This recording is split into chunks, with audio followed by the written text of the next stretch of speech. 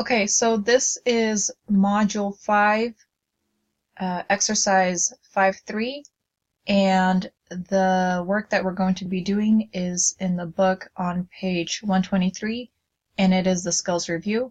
We're going to do only going up to step 4, and so the first part we are asked to do is open up our Excel sheet, and then on the manager's worksheet to select B4 and then do flash fill.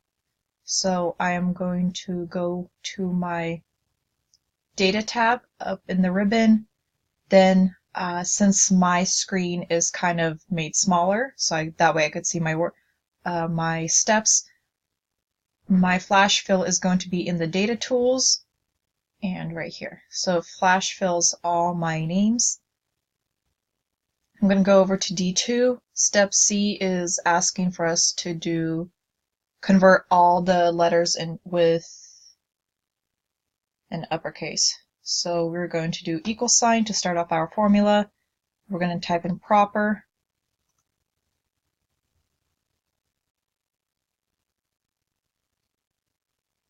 Open the parentheses. We're going to select C2, close the parentheses. Then we're going to select our cell, make it active. Then using the fill handle, we're going to drag it down all the way to D9.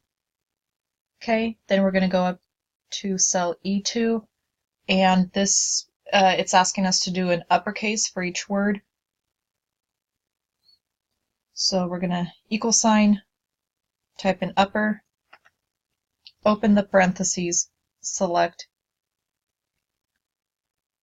C2, close the parentheses, press enter. It makes all of the words in uppercase. Once the cell is active, we're going to use the fill handle and have that. Here it's going to ask us to convert everything into lowercase. So we type in lower, open the parentheses, select C2 as a reference point, close parentheses, make F2 active, then use fill handle, drag it down to F9. Now, G is asking us to substitute here in the step. In cell G2, use text function substitute. So instead of the word operations, we're going to have for IT.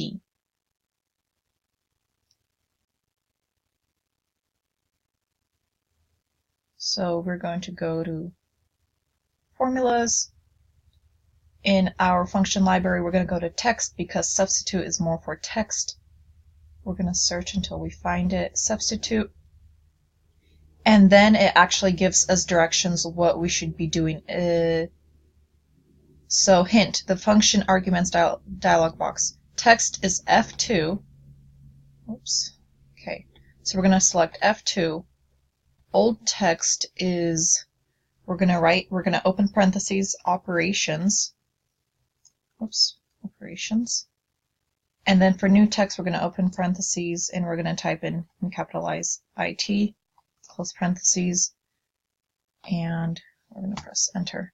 So then we're going to use once the G2 cell is active, we're going to use fill handle and drag it down. And then it made sure to look through all of the cells and it replaced operations with IT. So you're going to go into your worksheet footer and in page layout, add your name, then you're going to go back to your normal view. Step 2, so it's asking us to go into the service worksheet and go into B20. It is then asking us to use the count if. So let's see where we're. Okay. Count if. And it's asking us to count the number of employees with the rating of 5. So the criteria is we want a rating of 5, and we are going to search the range of the ratings, so the D column. And we're going to make the range into absolute cell reference. I'm going to press enter, and here we have 4. Then average salary. To do that, we need average if. So the criteria is 5. Sometimes I work around, sometimes I even start backwards just to make it easier in case I forget what range I'm looking for. So for average range, this is what I want, the averaged. So it's the salary. So I'm going to select F6 to F14. I'm going to make that into absolute cell reference. And then the range is going to be the ratings of employees with 5. So basically what is happening is I'm asking my argument to evaluate all the employees and within their ratings, those that have a rating of 5, I then want my argument to then specifically look at those who just have a rating of 5 and calculate the average. And I press OK, and I get the number. Then total salary, I would go back into my arguments, and it should be probably sum if. Let's see if I could find it here. No, okay, so sum if, sum is like mathematical term, so I'll go with math and trig. Sum if, there we go. And it is similar, the cells that we are selecting is going to be similar to average salary, but now we just want the sum. So here I'm going to select the sum of the salaries, make that into absolute cell reference. Criteria is those that have 5, and then my range would be all of the employees with the different ratings. Make that into absolute cell reference. So we want our range and sum range to have absolute cell references. Press enter, and I get this number, and it lines up with what the book shows. Our step is then formatting cells B21 and B22 with the number format using commas. I'm going to go back to my home tab in the ribbon bar. Then I'm going to click number, and it says it wants a number format using commas. So it's a number format with no decimal points. So we're going to remove our decimal points. Okay, now we're ready to move on to our next step. Skills review continued. Okay.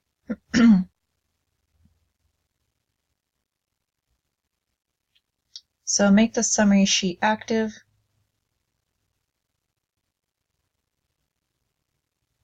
All right, our summary.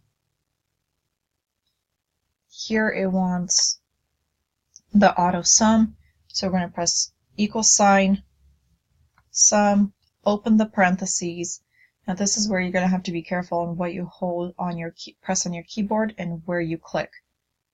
So I'm going to click onto the service worksheet.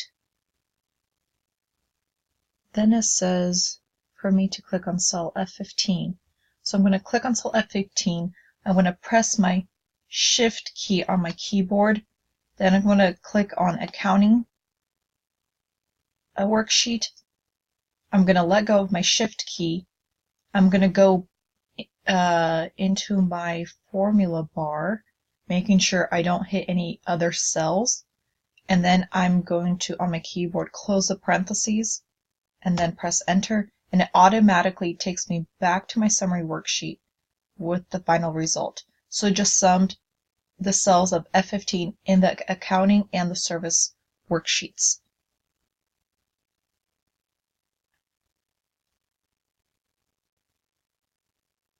Then it says format cell B4 with the accounting number format with 2 decimal points.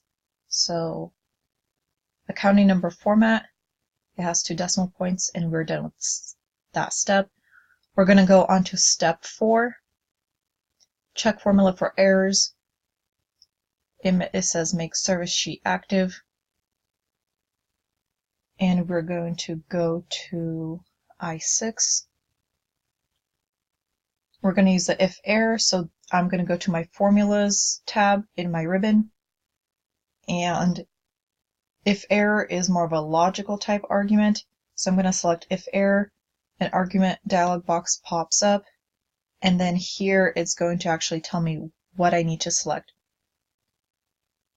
So the value we want output if there's an error is we're going to write in quotation marks, open quotation marks, right, type in error, close the quotation marks, and the value would be, this is where we're going to select F6 divided by F15, and it should output a percent, and the percent is 13%. We can use fill handle and do that. So what we have is we have the error popping up. So there has been an error of some sort within our calculation. Maybe there's something wrong with our formula. Now, since we're trying to reference, we're going back here. We want all of our formulas within here to be referencing F15. If I go here, it's now referencing F16, and I don't need that. To correct that, I would make F15 an absolute cell reference by pressing F4. Once it's an absolute cell reference, I press enter. Then I can reapply the new corrected formula to the rest of the active boxes. Now that it's an absolute cell reference, we see that our formulas look better. Okay. And let's see what the step 4E, copy formula into I7, I14. So that is it for this portion of the skills review, and then this. So this will be part 1, and then we will have part 2 in another video.